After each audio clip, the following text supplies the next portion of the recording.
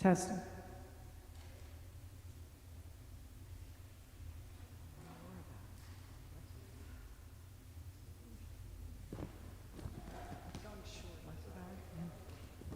Right. Oh, I don't know. 15 is good. 15 is good.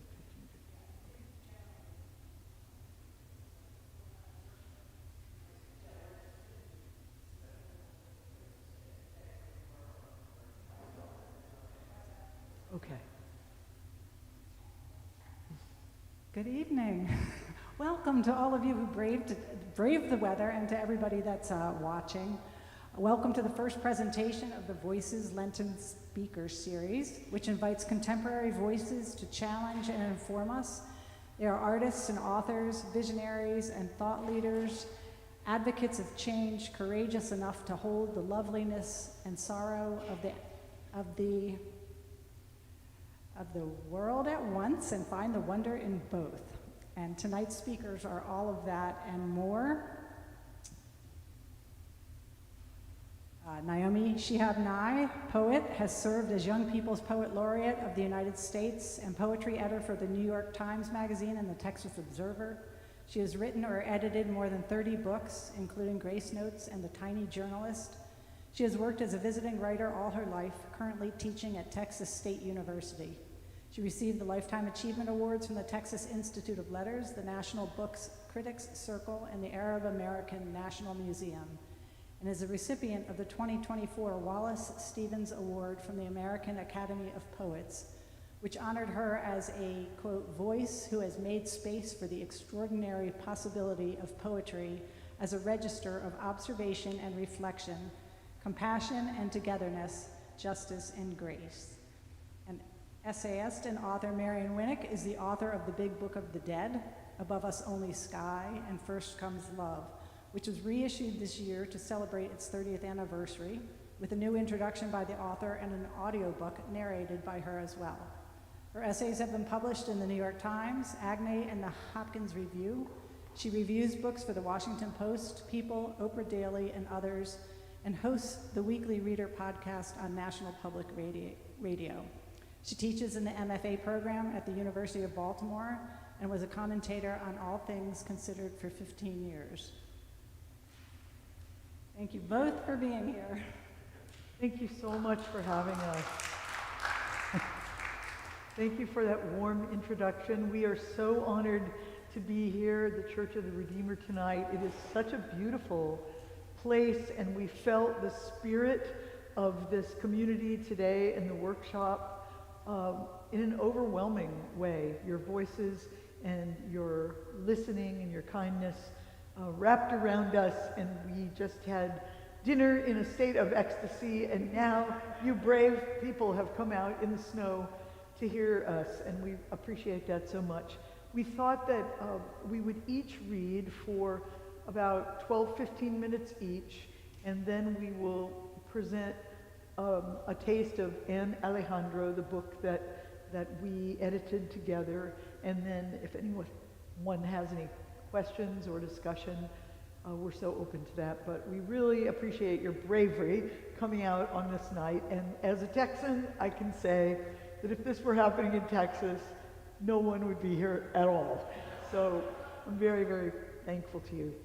Since we were talking about epistolary writing today, and our friend Anne, who wrote all of her writings, most all of them in the genre of letters, I thought I would read from a very short essay of mine called Favorite Cleaners, San Antonio.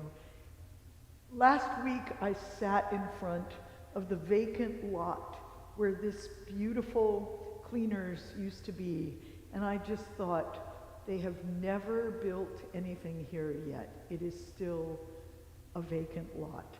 So it's appropriate in a few ways. Henry L. Ramirez, I am ashamed that for 12 years you knew my last name and I did not know yours. Even Henry had long ago been gained offhandedly as the presser at the hissing steam table shouted into the back of the shop. "Henry! Henry!" He wore a strip of white cloth, twisted and knotted on his head. You'd come forth wiping your hands, wearing a white shirt, and smiling that slow smile that says, "Still here, still going." Carefully, you penciled the name of each garment on a pad. Next to it, you wrote a price, surprisingly low. I cannot remember you ever being gloomy, even when temperatures soared above 95 and it seemed strange that people would wear clothes anyway or need to get them clean. Your business stands on Durango Street, east side, near downtown. And then it goes on talking about the changes in the neighborhood. "Is this hurting your business?" I once asked him. That's when the street had been closed for almost a year. "Nearly killing it," you said, smiling. Then it went on talking about more changes. Suits pressed while you wait. Blocky, solid lettering. Did anyone really have a suit pressed while he waited? Did he bring it in on a hanger or take it off his body? I told you your old-fashioned vertical sign, "Favorite," probably neon in its youth, happened to be my favorite sign in the city. You liked that. I wanted to photograph it. "Anytime." And the laugh behind your words, Henry, mild as freshly ironed jackets shimmying into their bags. I brought you my great uncle's giant linen tablecloth, folded up tight so you wouldn't see how big it was. Did you do tablecloths? Not really, but no one ever asked me before. I guess we could try. I drove off feeling guilty. It was the size of a tennis court. Days later, when I came to retrieve it, you raised your arms in the air. "It just kept going and going," you said. "It covered up all the ironing boards at once. It covered up the whole shop." Still, you didn't charge much. You treated it as an experiment. I was worried when you went into the hospital for a month, but afterwards, you looked healthy. "It's good to be back," you said.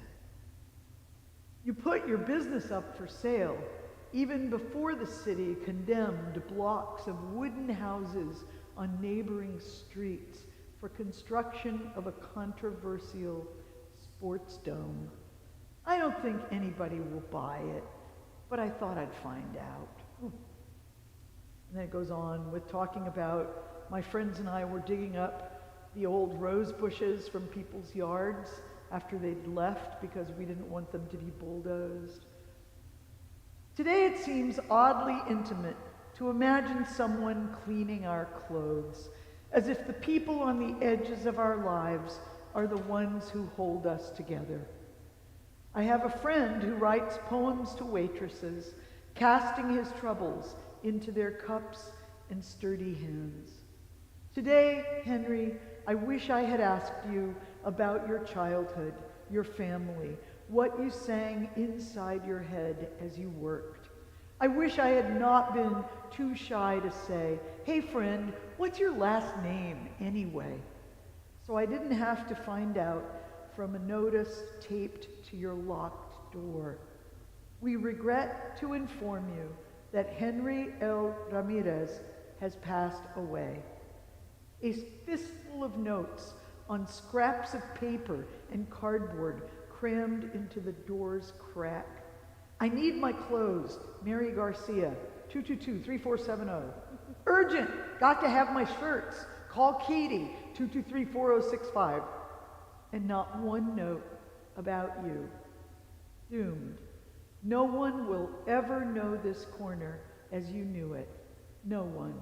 They'll mow this little building down and find another use, no, for a spot of blank property in 2 hot seconds.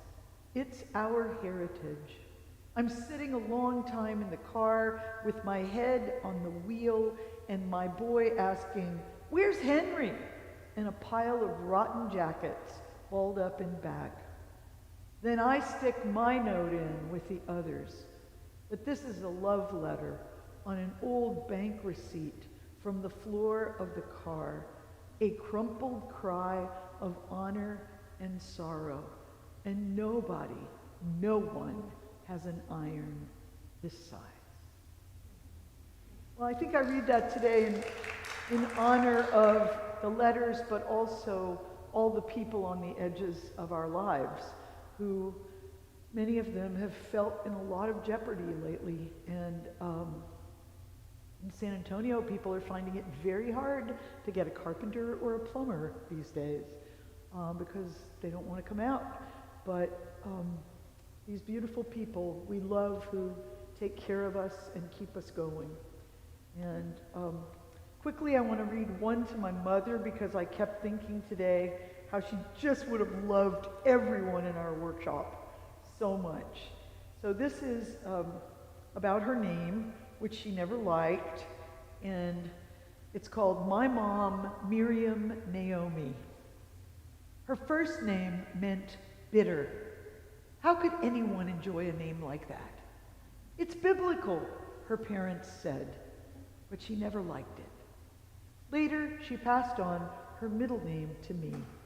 Naomi, also biblical, means pleasant, used against me when I was a grouch. Good luck, it was also my father's dead sister's name, so it belonged to both of them. But did it belong to me? At 12, I discovered Naomi backwards was I moan. This helped everyone. And then just a few for Palestine and Gaza and all the children, all the suffering they have lived through. There's really no excuse for what's going on right now. There's absolutely no excuse, and as Americans, we should not stop speaking out about it one day, any day, since we're paying for it. And I hope people keep doing that. Doesn't seem to be helping much so far, but it's all we can do. Moon over Gaza. And this is the moon speaking, looking down. I am lonely for my friends. They liked me, trusted my coming. I think they looked up at me more than other people do. I, who have been staring down so long, see no reason for the sorrows humans make. I dislike the scuffle of bombs blasting very much. It blocks my view. A landscape of grieving feels different afterwards, different sheen from a simple desert, rubble of walls, silent children who once said my name like a prayer. Sometimes I am bigger than a golden plate, a giant coin, and everyone gasps. Maybe it is wrong that I am so calm. And I'll just read one other one. What? Who the tiny journalist is? Well, the tiny journalist is a girl who is now 17 or 18. She lives in the West Bank, in Nebi Salah, a village very near to Ramallah. And I started following her. The reason I ever joined Facebook was so I could follow this girl, because at the age of 7 and 8, she started posting pictures of what was happening around her village, which is very close to the village my grandmother lived in after she had lost her home in Jerusalem in 1948 at gunpoint. So this young girl, Jenna Jihad Ayad, started taking pictures with her mother's phone and posting them. And I heard about this, and she was calling herself then the youngest journalist in the world, because no one is here to take account of what's happening to us, so I have to do it. The grown-ups aren't even doing it, so I have to do it. So she went on to be a very outspoken advocate. She continues to speak her mind. She does sometimes now on Instagram stories. She'll even conduct like a conversation between a teenager in Ukraine, one in Sudan, and one in the West Bank. I mean, she has become quite a connecting activist as an older teenager. So I wrote the book dedicated to her, but some of the poems are actually in her voice. And I worried about that appropriation, but was in touch with her, and she said she's really proud of the book, and she feels like it's her book, too. So if you take it to her, she'll sign it in Arabic, her name, which I love. Yeah, she's beautiful. If you have a chance to read her or follow her, do. She's worth it. So this is just one other short poem from the book. And it's kind of also, I think of the book as being layers of generations. My grandmother lived to be 106, so she was quite from born in the 19th century, quite a long voice there. And then my father's voice, his generation, and then my generation, and then the generations in between, and now the youngsters who were there, the teenagers and kids. So this is referring to an Arabic folktale tradition that's been passed on all of these years. It's called It Was or It Wasn't. Arabic fairy tales begin this way. So do Arabic days. A pantry is empty, but Mama still produces a tray of tea and cookies for the guest. West is still the way we stare, knowing there's blue space and free water over there. There's a Palestinian and a Jew building a synagogue together in Arkansas. They're friends with respect. Actually, our water isn't free either, nor are the fish my friends in Gaza aren't allowed to catch. It was or it wasn't a democracy, a haven for human beings, but only some of them. You can't do that with people, pretend they aren't there. It was or it wasn't a crowd. Diploma, marriage, legacy, babies being born, children being killed. It was or it wasn't going to work out. I have no doubt that every person here tonight and in our workshop today would solve the sorrows if you had the power to, if you were in charge. All the time, children I meet in any country think of better options than the ones politicians are discussing. So we keep praying for peace, right? And speaking out and hoping something better happens soon. So thank you for listening to me. It is a great honor to be here with my beloved friend, Marion Winik, who has always inspired me and inspired so many people through her work, her reviews, her teaching. Thanks, Marion. Thank you, Naomi. I have this book, The Big Book of the Dead. Is this working right? Okay, good. And it's a collection of 125 portraits that are no more than 400 words long of people that I knew or was connected to somehow and felt that they were in my life who died. And I actually wrote this book over like a 15-year period, not really realizing I was writing. I wrote one skinny book called The Glen Rock Book of the Dead, and then I wrote another skinny book called The Baltimore Book of the Dead. And then they said, well, it's time for the Baltimore Book of the Dead to come out in paperback. And I was like, oh, I really need to put these books together and put them in the right order, and I really need to write a few more. And so this book is both of those books, and then 15 more. And it's reorganized so that these people appear in the order that they appeared in my life. So the first one is my mother. And in each one, I don't tell the person's name, and I tell the year they died, and I tell something about them and how I knew them, and well, you'll see. Okay, the Alpha died 2008. Anyone who was at Camp Nowita in the late 1930s can tell you. She was the queen of the baseball diamond, the tennis court, the hockey field, the horseshoe pitch, and the lake. Too bad she beat Title IX by 40 years. It wasn't exactly the heyday of female business majors either, nor women in the workplace. And for a really bad idea, try sending a young woman on a business trip by herself, wedding ring or no. Enough already. She got pregnant, moved to the shore, took up golf and gin. She won her first club championship in 1966, just as I began my poetry career. I raced into the dining room where she was drinking her martini, ode in hand. She had a bad lie in the weeds of 19, till she lofted and landed her ball on the green. It was 16, not 19. Everyone's mother is mythological. Her body, the origin of existence and consciousness. Her house, the pimped out crib of Zeus. Her mistakes, the cause of everything.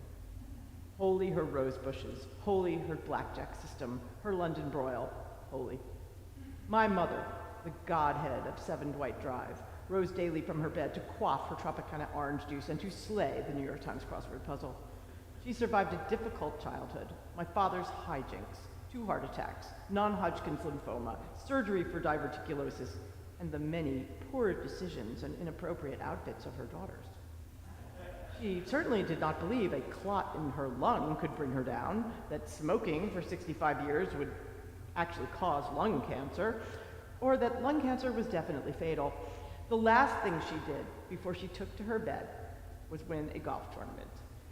Clearly, the subprime crisis, the market crash, Hurricane Sandy, and even Donald Trump were biding their time until she was out of the way.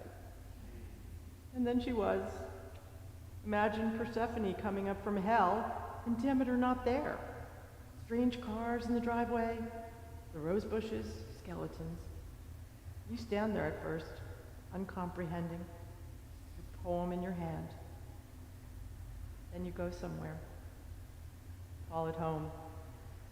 Call it spring.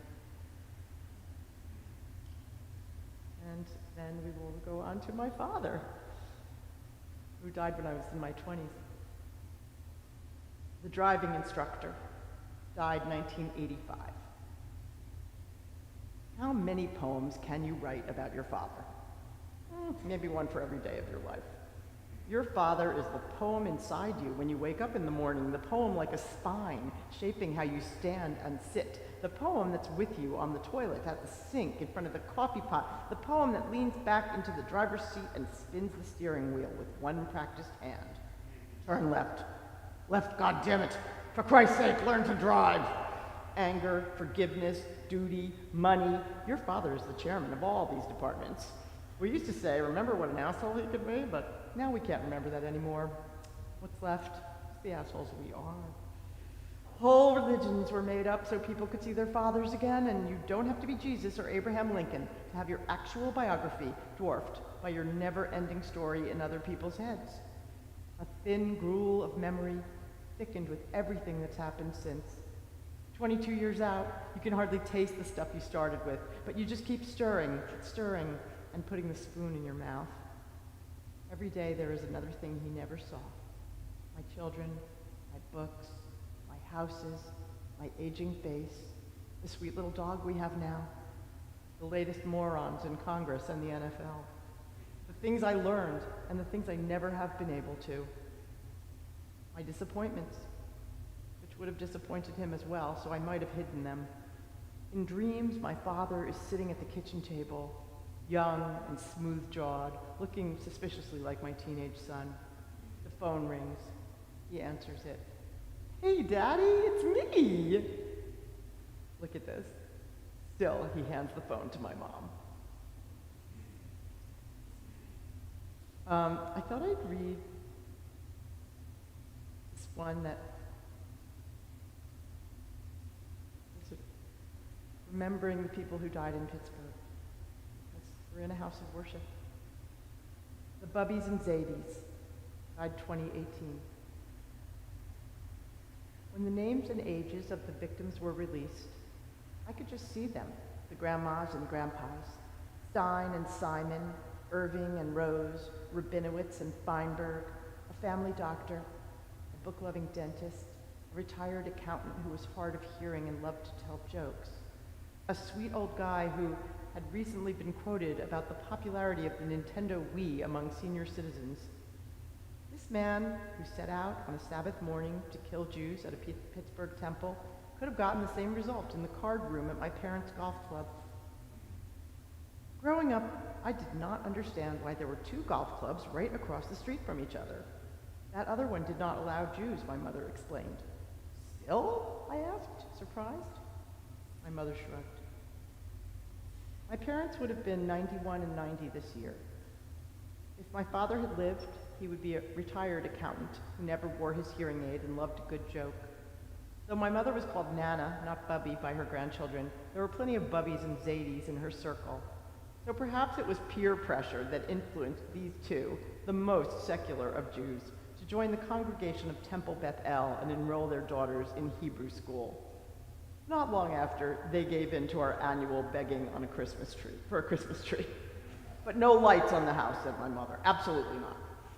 Up in North Jersey, my mother's sister and her husband had an evergreen in their living room so tall, I wondered if they could somehow be Christians.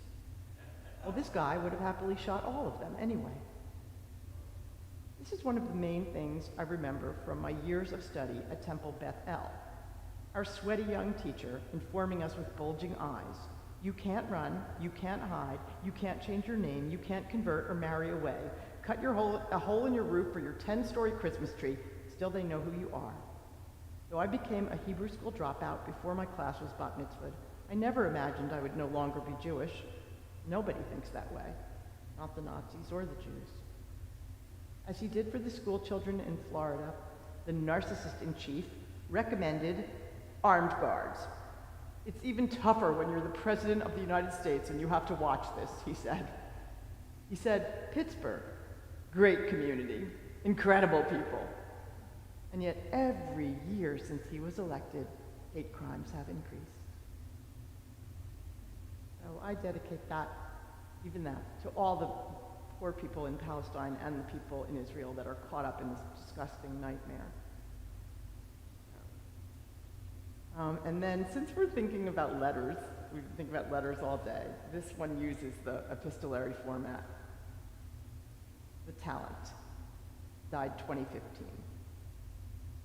Dear Ella, Leslie died late last night after a sudden, sad decline, which began about a week ago when I was cleaning her bowl and she jumped out of the strainer.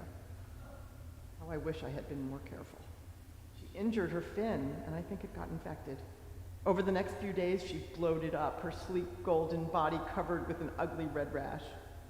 When we got home from dinner last night, we found her floating upside down, stock still, drained of color. Yet, as soon as she saw me, she tried to pull herself up and wave. The goldfish Leslie Nope began life as Pretzel, and had already been through an unsuccessful adoption when a college-bound neighbor left her in our care. We changed her name and her presumptive gender, bought her an Eiffel Tower, and soon came to realize what a very special fish she was. As soon as she spied a visitor approaching her bowl, she would swim up, stand on her tail, and do a charming little can-can, her diaphanous, peach-colored caudal and dorsal fins sashaying as she twisted from side to side, fixing her guest with a frank and friendly gaze. She never seemed to tire of this routine, nor did I. When I learned that under the right conditions, a goldfish can live up to 50 years, I had visions of carting her with me into assisted living. And I knew that little bowl was terrible for her, and I was planning to move her into a proper tank with a water filter and a special light, when unbelievably, accidentally, I killed her. Oh, I could tell that night would be the end.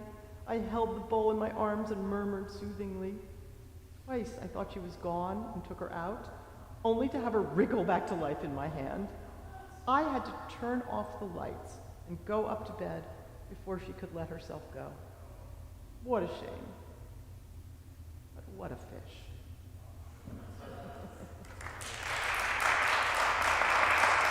And I just want to take a second to show you, this is my book, First Comes Love, that I wrote in the mid-90s about my marriage to my first husband, and who died of AIDS in '96. And we had 2 small boys. And this year, there's never been an audiobook of this book because it was such a long time ago. And I suggested to them out of the blue that they might let me record an audiobook. And they not only let me record an audiobook, but they brought out a new edition with an introduction by me, kind of ruminating on how I think about this book 30 years later. And I'm quite a different person now than the person who wrote this book and who lived through this, so it's really interesting it's been so interesting to encounter all this again and think about it, and I actually had a lot of different thoughts than I had in the first place from thinking about it. But, let's see, I guess I have time to read a little something from it. Actually from the end of the book that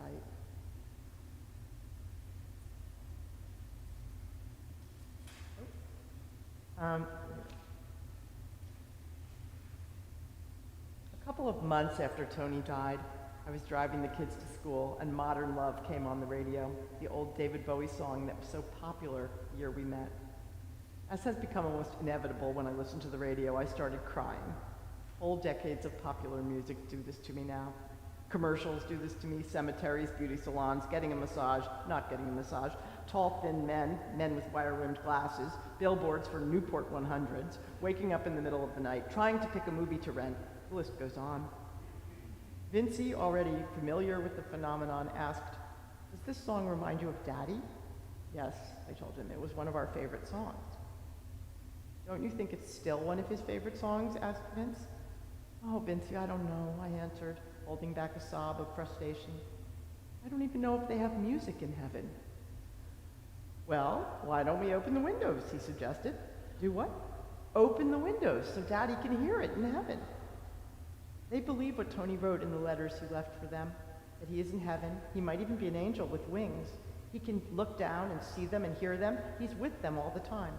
It's amazing watching children deal with death, both the innocence of their faith and the straightforwardness of their grief when faith escapes them. One night, Hayes couldn't sleep, and I heard him in there whimpering. And when I went in, he said, "I can't remember Tony." He started to do that, call him Tony instead of Daddy. Oh, I knew exactly what he meant. Time passes, months and months now. He slips so surely away from us. He is really and truly not coming back. You want to say, "Ollie, Ollie, in free, okay, come on out now, we're sick of this." But more and more surely, the immediacy escapes you. The last time he walked in that door was a long time ago. He fades into memory, into family legend, into the words we use to tell the stories. But fade is too gentle. It's painful and harsh, like having a tooth pulled. You feel the last threads of flesh stretching and snapping, and then all you can think of is the hole in your mouth. But sometimes when I am taking a walk, or playing with the boys, or eating something delicious, I feel the greediness of being alive, not dead. A survivor's half-guilty joy.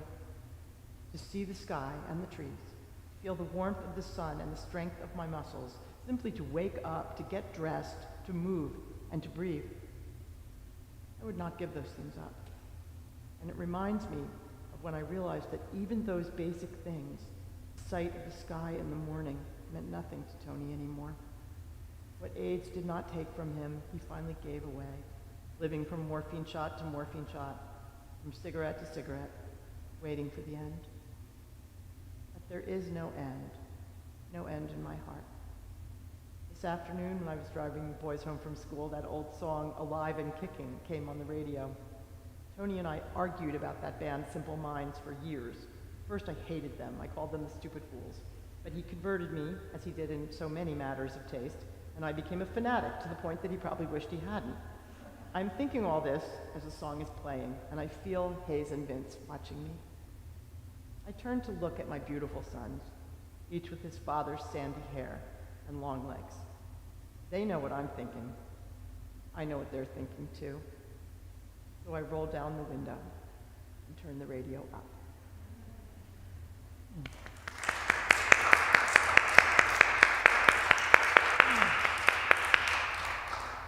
Beautiful. And the Ivy has been so kind to bring copies of these books, so if you have any book buying energy in you, you can check them out outside. Here is Anne's book, which I think 99% of the people have already read, but we will do our little presentation that we do from it, and that Really fast. yeah. Well, it'll be fine. Naomi wrote the introduction, and that's how we start.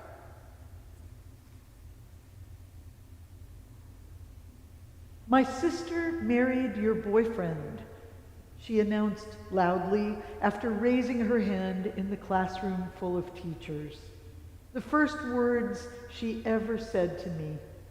Everyone gasped and turned to look at her, a spunky blonde with pigtails, wearing a checkered red and white pinafore-style dress and a devilish grin.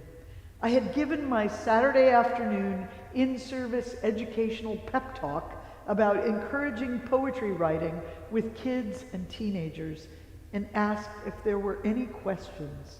This was what I got. What? She sat there grinning, enjoying the spotlight, and shrugged. It struck me who she must be. In front of everyone, I said I was happy about the union. It was true. Her sister, the boyfriend, and I had all been friends during college. She kept grinning. I said, "You see me later." Ha! But I felt a little shaken. Anne would always be an attention getter, one for a flourish. In that moment, I could never have known that she would write me thousands of pages for decades, and that I would become one of her biggest fans. So it goes on to talk about her life, but should I go on or just not?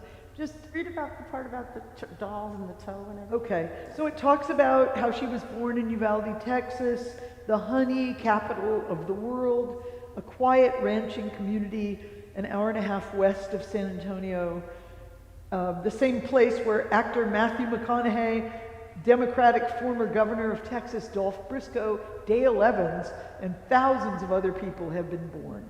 Then it goes on, talks about her childhood, and really how beautiful this small town is. And they have a very prominent old library in a green space right in the center of the town.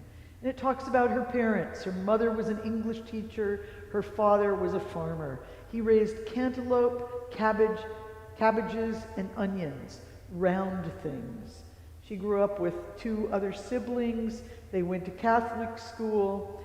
And then it talks about as children, they both went regularly to the library, she and her sister. They read a lot, and they loved going to the rough and rugged family ranch.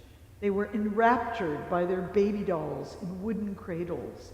They took good care of them, bathed and dressed them, and were horrified by girls who did not tend to their own dolls with similar care. They never wanted new baby dolls, only dreamed of new clothes for the old dolls. At age 6 or 7, Anne submitted some of her writing to a children's magazine, along with a contributor's note about riding in the back of the truck. Anne was always writing.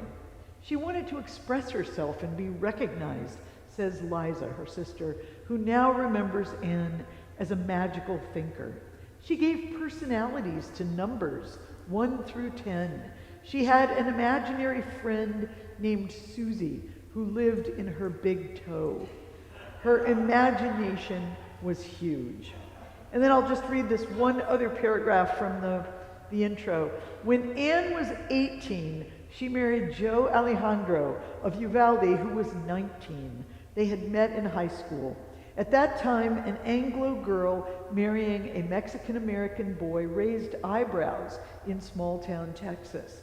As Joe puts it now, we had a hidden courtship at first. Their mixed-race romance was more shocking to the community than the fact they were so young. But their parents accepted it, and they didn't care what people thought. Anne wanted to go to college, and Joe did not, but that didn't stop them.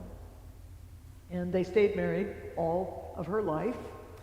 And so the introduction goes on and kind of sets up her life and what happened to her having acute chronic illness from the age of 32 onward. She was in a lot of pain for 32 more years until her death. So I think most of you know, but I'll just say in case some don't, that this book comes out of thousands of pages of letters that Anne wrote to her family and friends and other correspondents. And the letters were long and dense and packed with incident. But and Naomi knew her ever since she was her teacher and had become a correspondent. And then in like early 2000s, she started, after there was email, she started forwarding me letters from Anne. And then I met her online, and actually I never met Anne in person, but she started including me in the groups of people that she was writing letters to, and we talked on the phone, and we felt that there was parts of these letters had such brilliance and shimmering genius in them that, you know, if you edit it right, you could make a book out of it. But Anne was very cantankerous in some ways, and when the first time we started talking to her about having this book, we got into a little spat, and she said, you know, just do this after I die. So we said, okay, we will. Not knowing it wouldn't be that far away, but it was maybe 5 years later. And so one big thing we did is, you know, think of all the major themes and topics in her work, like snakes, illness, motherhood, pain, and then Naomi would go through the letters and send me where she felt there was gold, and then I would ferret out the gold, and we put together the book full of tiny paragraphs and little vignettes that's very different from the 20-page letters, but it's really the highlights. And the first chapter is called Advice, and it begins with something that was sort of the seed of the whole idea, which is Naomi was publishing an anthology of Texas poets, and she asked Anne if she could sort of make a poem out of Anne's letters, and she pulled sentences from the letters and made this wonderful poem that ended up being the most popular thing in the book and that Anne was thrilled about. And I just want to read a little bit of that to give you the feeling of that, and then I'll take you into the book. It's called I Know a Thing or Two. This is before she knew 1,000 things. Coyotes don't care that you are listening. If your mule loves you when you're standing behind her, she will cock one ear back to listen to your voice as she cocks another one forward to discern whether there are really turkeys in the small mesquite stand. Mules are superstitious. Sometimes bass bite because they are mad. And it goes on with these donkeys hoard lawn chairs. God doesn't love anybody anymore. No, anybody more than anybody else, isn't it? No, it says God doesn't love anybody more. That's right. He loves them all the same. Loves everyone the same. Yeah. When you talk to mules, they will, oh yeah. So anyway, that starts here. And then here's some things from the letters. Her advice. If you love teaching, there is just nothing better to do with your life because it keeps you so dynamic and grateful and surrounded by so many cute and heroic people. I love seeing my students everywhere and how their faces light up all over town. You know, I have always thought, first make peace. Don't set any preconditions for it. Just say, here comes the train of peace. Deal with it. Here are the borders, here are the schools, here are the voting booths, here is the place where each of you is equal, here are the peacekeepers, here is Amnesty International, here is the Red Cross, the Red Crescent, here are the hospitals and libraries and parks and gardens. Take this, make peace of this. Make peace in spite of those whose lives are bound up in hatred or conquest or racism. This is no metaphor. The thing I have learned from fish and love and marriage and children and horses and mules and St. Anthony is that you never find what you were looking for. You do not find the right fish, the piece of jewelry or the wallet lost, the right horse, the right job, the right car, the right cut of meat at H-E-B. You do not find what it was that God meant 3 years ago, the perfect place at the river, the color to paint your house, and you cannot even conceive a child until you have ceased struggling. The right things and people always find you when you were not looking at all. Fear is valid and tangible and real. There is some fear you can just avoid, like the roller coasters I used to love. Other fears you have to press on, like poetry readings and being on TV and working with the horses, because to avoid them would really diminish your life. I was active in the brand new community theater for about 5 years. It terrified me. I loved rehearsal, but I hated performance, though I loved the happiness when it was over. There was only one play that was totally fun for me. I played Stanley, Charlene, and Jody in the first ever Greater Tuna, played by anybody but the authors. They only let us do it because Uvalde was such an outpost they thought no one would ever find out about it.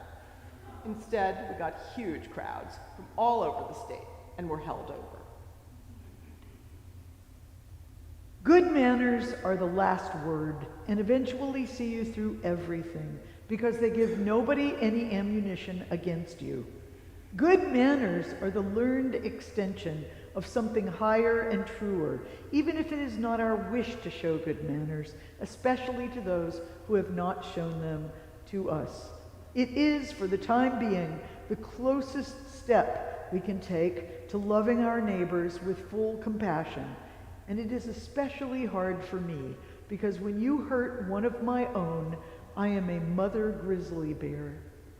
Good manners are the beginning of forgiveness, especially of the unforgivable. If we cannot say to ourselves and mean it, I forgive them, then the way to open our hearts is to say, I am willing to try to forgive them. In this way, you can begin some kind of seed of love for people you do not love at all. I don't believe in being fake, but I believe manners can get us through 1,000 otherwise hateful moments. For example, acts of racism against my husband or children.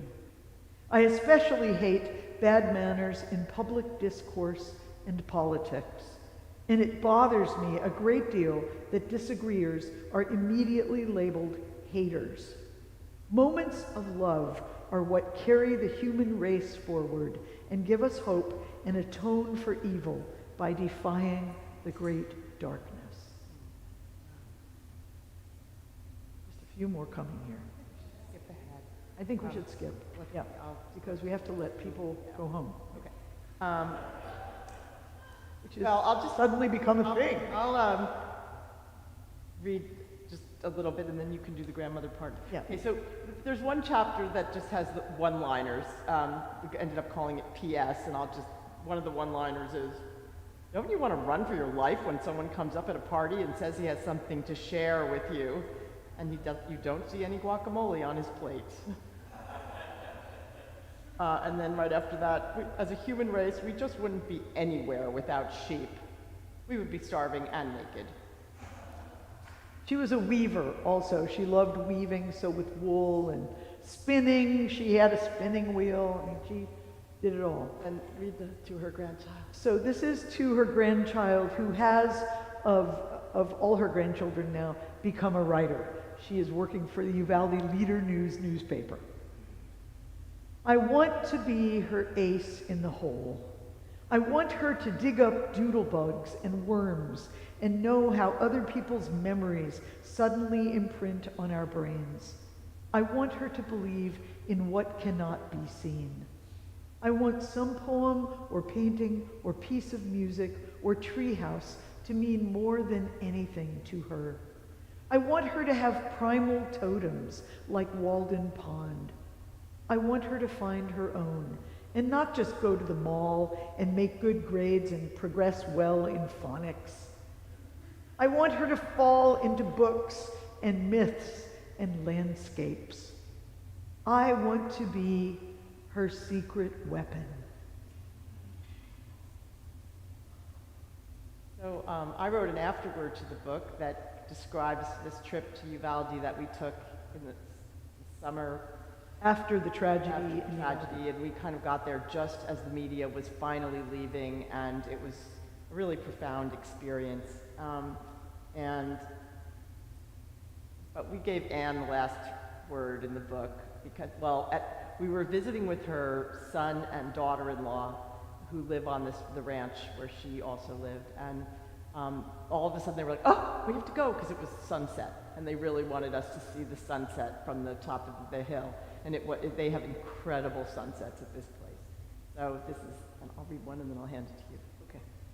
As Anne put it, Chess Pie and I go to a world without words. At sunset, there is a rounding road on a hill from which we can see not a sign of any human at all, only the bowl of the sky equal to the earth around us. We can see southwest to the clouds forming on the Gulf of Mexico that will bring us the wind in the evening. We look north and we see the Uvalde water towers, Mount Inge, the hills at Canipa, and the hills of all three rivers which spill into the valleys, the Nueces, the Frio, and the Sabinal. Every sunset, every flower or field of flowers, every cactus, every river and drought, with 117 degrees going on for days straight. It will be part of me. All the names of all the plants and trees and grasses I will know like my own. On summer evening breezes, I will smell the Gulf surf 200 miles away. Someday, I will be almost whole. So it was the greatest privilege and honor to work with someone else's voice as intensely as we worked with Anne's. And we feel like she would be happy with this book. I think she would be very happy with the response that the book has received. And I just wanted to throw out the little detail that the editor of the town newspaper for which her granddaughter works now wrote a story, his own story, about this book and his lifetime of knowing Anne. And he submitted it to the Southwestern Journalists Conference of the United States, and he won first place prize. So that was really thrilling because we knew that that would have made Anne so happy also, to be acknowledged by all these journalists of the Southwest in this beautiful story. So today we were so inspired by the inspiring writing everyone did in response to this book, and are just grateful to you for allowing us to be here with you. Thank you. Thank you.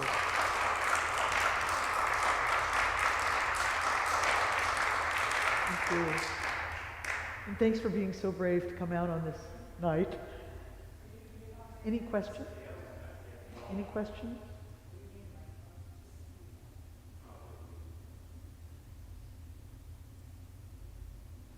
Okay, if you don't. I mean, everyone's probably thinking, if I don't get out of here, I'll never get out of here.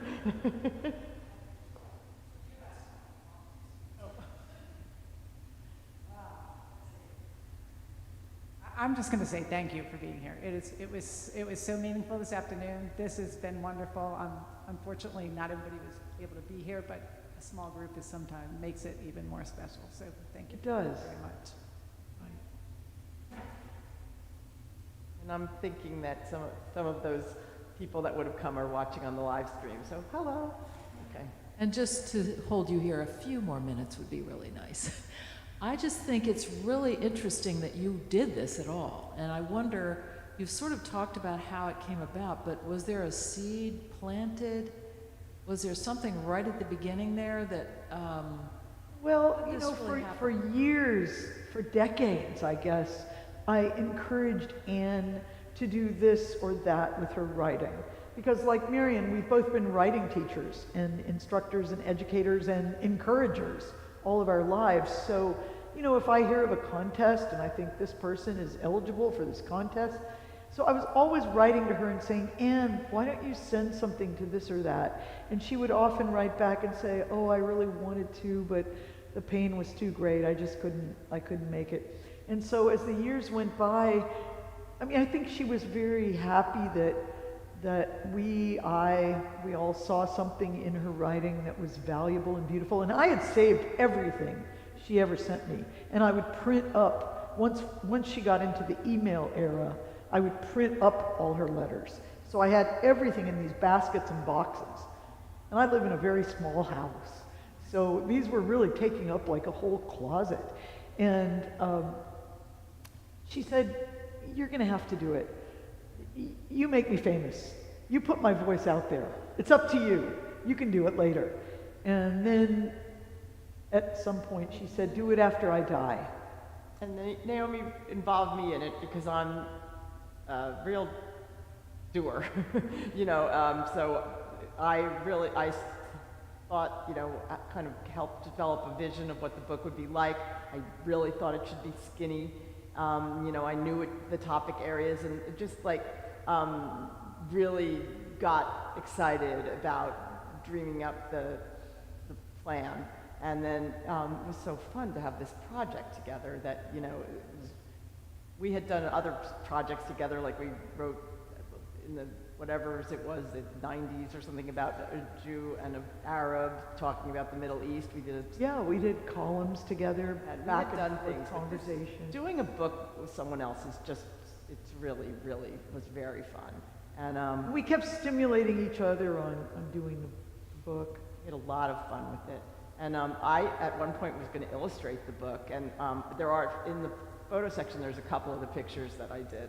But I felt, the reason I didn't do it is I just realized that if I illustrated it, it would be like taking over too much of the way of the book. But there are a couple of pictures that I could have did in there. It was a great, amazing process. And it's a true transformation of, you know, boxes and boxes of closely printed type that, you know, were sort of inapproachable, you know, and I think there could hardly be a more approachable book than this. Right. I once wrote a poem called The Sifter, about the old-fashioned flour sifter, and because I love that implement and I still have my grandmother's, but I felt like we were sifting through these thousands of words to find these nuggets that would stay in the sifter that we could use. And for decades, I would chase my husband around saying, listen to this, listen to what Anne just wrote. And I would read something to him and he would say, that's incredible, tell her to make a book, why is she not making? You know, he was always saying this about her, and then ended up, you know, interviewing her himself for one of his projects. But, and that's the cover picture, was a picture that my husband took of her, which she really liked. And because it's next to her beautiful water and land that she loved so much. So there was that sense of her voice was with us for our lives. So we wanted, after she left, to be able to share that voice with other people who might get other things out of it. It made a difference that from very early on we knew these two Texas University presses were going to be interested in it. You know, so that made it a lot more, you know, we weren't just doing it with no, you know, idea of what would happen to it. Oh, and yeah, right, that's true. But here's something worth telling. Her, was it 4th or 6th grade teacher? It was her high school teacher, beginning of high school. Well, a teacher of hers showed up in Uvalde, Texas, at the library. This teacher was like 87, lived in Dallas, which is a really long drive to Uvalde, Texas. and showed up with a paragraph of Anne's that she had kept since Anne was in high Ninth school. grade history class. Ninth grade history, where Anne described the whole history of the West in one paragraph. And this teacher thought that was so, and we had never heard of this woman. We were surprised that she showed up. And then at other readings, as we went on, we had a cousin show up who wanted to take the microphone before we spoke. And this was a wild card because we'd never met this woman before. And she said, I just want to say that Anne was the quintessential cowgirl, but also the most original avant-garde thinker I have ever known. And she said, I think that was an interesting combination, to have someone who's sort of an old world, traditional cowgirl, riding a horse, wearing spurs, but also be this avant-garde, open-minded, big reader.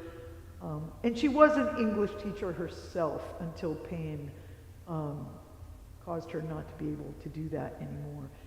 And Anne very much loved churches. So, and she often wrote about them. There were whole letters we couldn't, where she would describe the sanctuary of every single church in Uvalde because she loved to go to them. She loved to know priests and ministers and people in different denominations. And so I feel as if she would be really happy that in this beautiful snowscape we gathered together in this space. It's such a nice alchemy of the two of you working together to mine all this beautiful stuff from her. It's just, there's such a dynamism to it. It's cool. Thank you so much. Thank you for saying that. That's very special. Right? I feel like it was almost divine intervention that you saved, that all of this material has been saved for so long before the seed was sown to Right. put it into a book. You had it. I never threw any of her letters away. They were too And then beautiful. brought That's Naomi remarkable. more things. Oh, yes. Yeah, the sister brought things, and More then- people gave me letters. But I'll tell you one thing, not all the letters were meant for publication or for the general public to read, like, for example, complaining about her husband or, things that she would never have wanted anyone. So, and as soon as we finished this work, we donated everything to an archive at Southwest Texas State. And, That's where my question was going, and I almost didn't want to know Yes, the Right. answer. They're all there. They're at the like, Whitliff Center. they're writers. they're saved, but they're in a safe place, and people aren't just riffling through them to It's wonderful. And you have your closet back. But I have a little more space under my desk. Yes, a little bit, not much. Well, thank you. Thank you all so much for coming. a big It was a pleasure. And We're gonna make. Why don't you pick one? We're gonna give that last book away. Actually, Oh, yes, the raffle.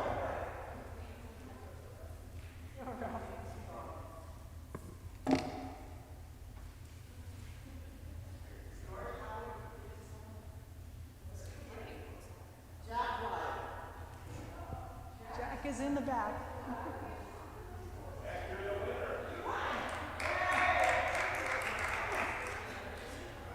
And just so you know, the Ivy Bookstore is back at the back if anyone wants to purchase books.